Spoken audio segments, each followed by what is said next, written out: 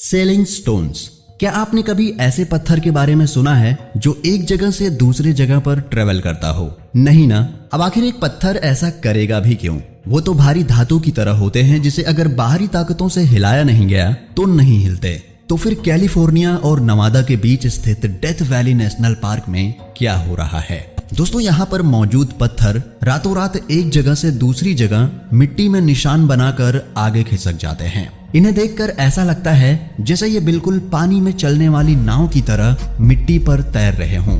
पहली बार करीब 100 साल पहले साइंटिस्ट्स ने इस अनोखी चीज को नोटिस किया था। तब से लेकर अब तक इसके संबंध में कई सारी थ्योरीज दी जा चुकी हैं, जिसमें एलियंस की थ्योरी भी शामिल है। लेकिन सबसे यकीन करने वाली थ्योरी मैग्नेटिज्म की मानी जाती थी, जिसके मुताबिक धरती के मैग्नेटिज्म से पत्थर पर डायरेक्ट असर पड़ रहा था और वो एक जगह से दूसरी जगह हिल रहे थे। लेकिन सन 2014 में जब इन्हें गौर से स्टडी किया गया तब कुछ और ही देखने को मिला। असल में ये पत्थर एक सूखी नदी पर पड़े रहते हैं। रात में ये नदी पानी से भर जाती है और फ्रीज हो जाती है।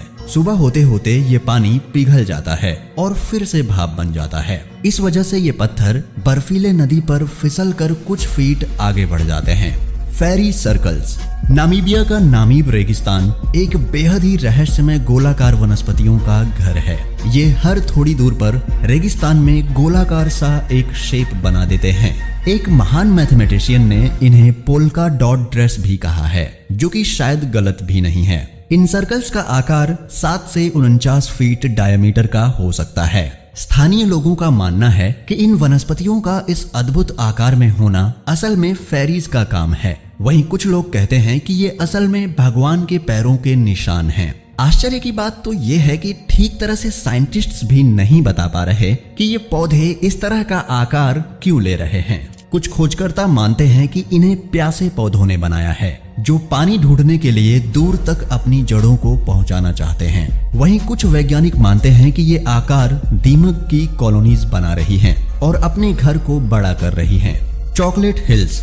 जैसा आप सोच रहे हैं, ये उस तरह की पहाड़ी नहीं है। यहाँ चॉकलेट्स नहीं उगाए जाते, लेकिन फिलीपींस में मौजूद इन पहाड़ियों का साइज बिल्कुल एक समान सा है। अच्छे मौसम में इनके ऊपर हरे भरे पौधे उगते हैं। वहीं गर्मी का सीजन आने पर यही पौधे मर जाते हैं और ब्राउन कलर के हो जाते हैं। इस वजह से दूर से देखने पर ऐसा लगता है मानो इन पर चॉकलेट्स गड़े हुए हों। दोस्तों, ये सब चीजें तो हम देख कर ही बता सकते हैं, लेकिन असली सवाल ये है कि आखिर इस तरह के बिल्कुल एक ही आकार के पहाड़ आए कहां से और एक साथ इतने सारे कैसे बन गए? क्या इनका इजाद एक ही समय में हुआ था? इन सभी सवालों के जवाब आज तक कोई नहीं दे पाया। हालांकि कुछ रहस्यमय कहानियां हैं जो बड़े विशाल आकृति के लोगों का जिक्र करती हैं। माना जाता है कि पहले के वक्त में ये इन्हीं जायंट्स लोगों यानी बड़े इंसानों का घर हुआ करता था। वो खुद अपने हाथों से इन पहाड़ियों को आकार देते थे और इनके अंदर रहा करते थे।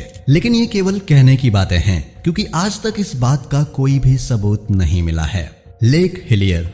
हमने काली, सफेद, नीली इन सभी तरह की नदियों के बारे में सुना है, लेकिन क्या कभी आपने पिंक कलर की नदी के बारे में सुना है? ऑस्ट्रेलिया में मौजूद लेक हिलियर कुछ ऐसी ही नदी है। कुछ लोगों का मानना था कि ये केवल लाइट के रिफ्लेक्शन की वजह से पिंक दिख रही है और दूर से देखने की वजह से इसका कलर ऐसा दिखाई दे रहा है।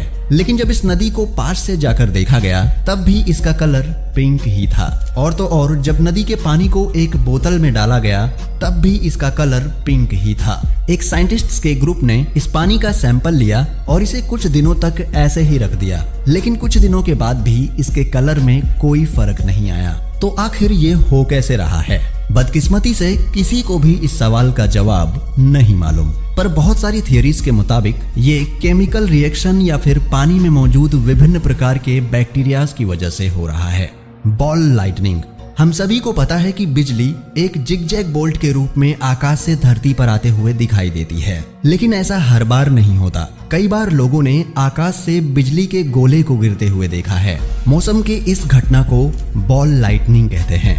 ये घटना बेहद ही दुर्लभ होती है, इसलिए साइंटिस्ट्स को अब तक इसके होने का कारण नहीं पता चला है। एक साधारण बिजली के मुकाबले इस तरह की बिजली 1 सेकंड से ज्यादा देर तक गिर सकती है, लेकिन तब भी इसे स्टडी करना बहुत ही मुश्किल है। कई बार इसे लैब में भी बनाने की कोशिश की गई थी, लेकिन केवल असफलता ही हाथ लगी। कई बार खोजकर्ताओं ने इसे थियरीज के माध्यम से बहुत समझाने की कोशिश की कि तूफान के वक्त हवा इलेक्ट्रिकली चार्ज्ड हो जाती है और उसमें मौजूद मैग्नेटिज्म की वजह से हमारा दिमाग धोखा खाने लगता है। इस तरह से काफी कुछ बताते हैं, पर असल में क्या होता है ये तो शायद बिजली के देवता पेरुन या फिर थॉर से ही पूछना होगा। Singing sand dunes. आपको जानकर हैरानी होगी कि धरती पर लगभग जितने भी रेगिस्तान हैं, जहां तेज हवाएं चलती हैं और जहां रेत के पहाड़ हर दिन अपना रूप बदलते हैं, वहां हमें धरती के गाने की आवाज सुनाई देती है। कैलिफोर्निया से लेकर अफ्रीका तक और चीन से लेकर कतार तक लगभग 35 डेजर्ट्स में अजीब से म्यूजिक की आवाज सुनाई देती है। ये आवाज बिल्कुल मधुमक्खी के भिनभिनाने की आवाज की तरह है। भले ही आप कभी रेगिस्तान नहीं गए हों, लेकिन फिर भी आपने ये आवाज जरूर सुनी होगी, क्योंकि अक्सर फिल्मों में जब रेगिस्तान का कोई सीन आता है तो इसी तरह की धुन बैकग्राउंड में बजती है। लेकिन ये आवाज आखिर कौन से साइंटिफिक प्रिंसिपल की वजह से होती है, ये बता पाना बेहद ही मुश्किल है। एक स्टडी के मुताबिक आवाज की ये अलग अलग तरंग रेत के दाने की साइज और हवा की रफ्तार के ऊपर निर्भर होती है, लेकिन साइंटिस्ट्स ये पता नहीं लगा पाए हैं कि रेत के इस तरह फ्लो होने से म्यूजिक का साउंड कैसे पैदा होता है। Magnetic hill.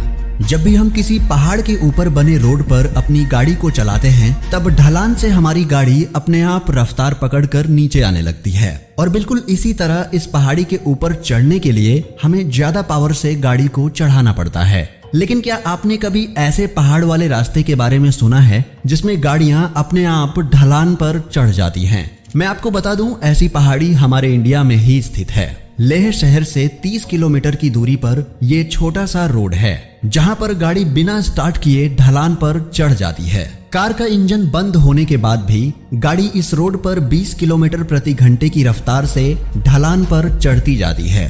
इस अद्भुत रोड को कई और नाम दिए गए हैं, जैसे कि मिस्ट्री हिल और ग्रेविटी हिल। लेकिन आखिर क्यों ये रोड ग्रेविटी के सभी सिद्धांतों को तोड़ रहा है?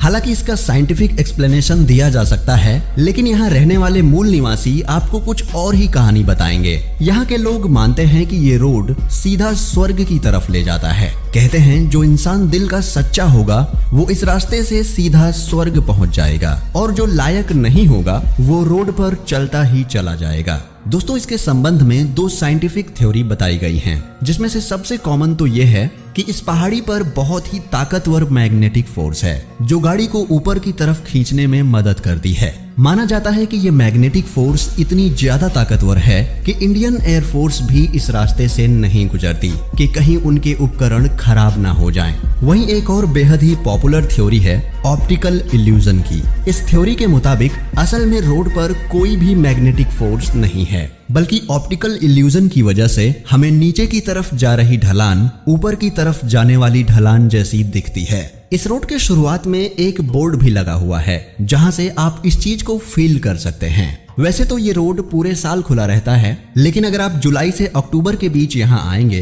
तो इसका बहुत मजा ले पाएंगे। Green flash.